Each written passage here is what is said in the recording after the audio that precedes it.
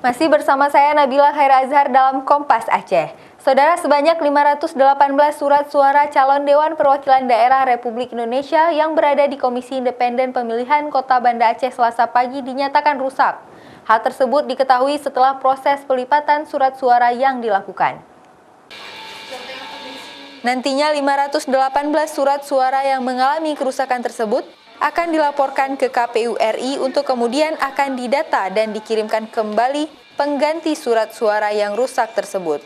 Rencananya kertas suara yang rusak akan dibakar dan disaksikan oleh beberapa pihak seperti panitia pengawas pemilihan serta unsur TNI Polri agar tidak adanya prasangka buruk. Ketua Komisi Independen Pemilihan KIP Banda Aceh menyatakan sejumlah surat suara rusak dikarenakan proses pencetakan yang kurang sempurna. Kertas suara yang robek saat diperiksa, serta adanya tinta yang menempel pada bagian kertas suara. Rusak, tapi nggak terlalu banyak. Nggak terlalu banyak. Itu yang kurang banyak itu yang surat suara DPD, sekitar 518. Tapi kalau yang lain itu sedikit-sedikit. Jadi nggak sampai 1000.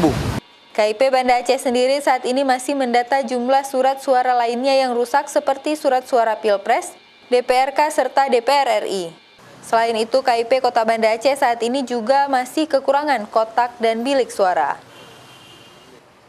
Syahril, Kompas TV, Banda Aceh.